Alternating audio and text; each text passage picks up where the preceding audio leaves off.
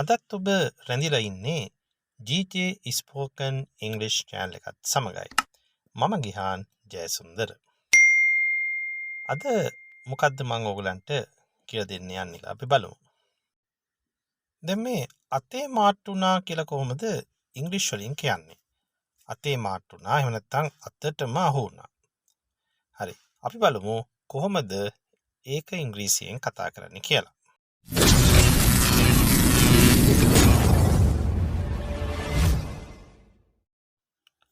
අතේ මාට්ටුනා එහෙම නැත්නම් අතටම අහු වුණා කියලා ඉංග්‍රීසි වලින් කියන්නේ caught red handed කියලා.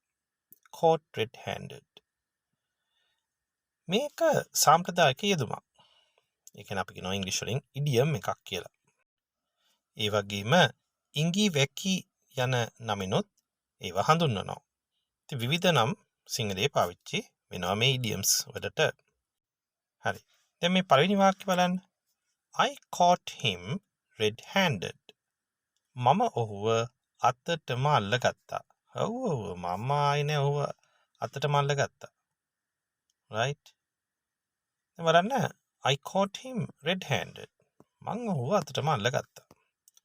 ඒ වගේම දෙවෙනි වාක්‍ය බලන්න. I caught her red handed. මම ඇයව අතටම අල්ලගත්තා. දැන් මේ අන්තිම වාක්‍ය ඔබට පේනවා The police caught the thief red handed. පොලිසිය හොරාව අතටම අල්ලගත්තා. right? ඒතර මේ thief කියලා කියන්නේ හොරාට. The police caught the thief red handed. පොලිසිය හොරාව අතටම අල්ලගත්තා. දැන් මේ වාක්‍ය බලන්න. I caught them red handed. මම යාළුව අතටම අල්ලගත්තා. අපි සාමාන්‍ය කතනේ කියන්නේ මං උන්ව අතටම අල්ලගත්තා. ඔව්.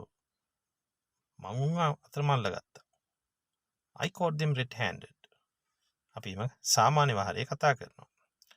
ඒ වගේම බලන්න she caught him red handed.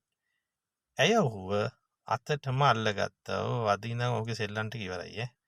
එයා අතටම අල්ලගත්තා. මිනිහව. එම්බ කතා කරනවා. ඊළඟ බලන්න he caught her red handed. ඔහු ඇයව අතටම අල්ලගත්තා. ඔන්න අද හොරේ යහුණා. අතටම අල්ලගත්තා එයාගේ හොරේ. ඉතින් he caught her red handed කියලා අපි කතා කරනවා. දැන් බලන්න මේ වාක්‍යයේ තියෙනවා I caught him red handed stealing my wallet. stealing කියන හොරකම් කරනවා. නැත්නම් stealing my wallet කියලා කියන්නේ මගේ මුදල් පසුම්බිය හොරකම් කරන වෙලාවේදී. එනම් මම්මගේ මුදල් පසුම්බිය හොරකම් කරන වෙලාවේදී මම ඔහුව අතටම අල්ලගත්තා. ඒත් මම බැලුවා මොකද මේ හැමදාම සල්ලි අඩු වෙන්නේ කියලා. නේ? අද හොරේ මාට්ටුනේ. I caught him red handed stealing my wallet. ඊළඟ උදාහරණය බලන්න. He was caught red handed taking money. He was caught. දැන් මේ මොකද මේ he was caught කියලා කියන්නේ. මේක passive voice වාක්‍යයක්. ඔහුව අල්ලගත්තා කියලා එතනදි කියන්නේ. මෙතනදී ඔහුව අල්ලගත්තා කියලායි කියන්නේ අල්ලගත් කෙනෙක් සඳහන් වන්නේ නැහැ. He was caught red handed. ඒ කියන්නේ ඔහු අල්ලගත්තා අතටම taking money මුදල් ගන්න අතරතුර නැත්නම් මුදල් ගන්නකොට. සල්ලි ගන්නකොට මිනිහව අතටම අල්ලගත්තා ඉතින්. එහෙම කියන්නේ සාමාන්‍ය වහරේ. He was caught red handed taking money. මෙන්න බලන්නකෝ මේ වාක්‍ය. She caught her boyfriend red handed. She caught her boyfriend red handed. එයාගේ පින්වතාව අතටම අල්ලගත්තා. අත තමයි මිනිහාගේ සෙල්ලම් ඉවර. හැමදාම බොරු කරන්න බෑනේ. අද අතේ මාට්ටු වුණා. මොකක් හරි එයා වැරදි වැඩක් කරලා ඇයට අතට මාට්ටු වෙලා කියලා මේ කියන්නේ. ඊළඟ ඒ කියන්නේ පැත්තත් එහෙමයි. He caught his girlfriend red handed. ඔහුගේ පෙම්වතියව ගෑල්ළමයව අතටම අල්ලගත්තා. ඔව් හැමදාම හොර වැඩ කරන්න බැහැනේ ඉතින් නේ.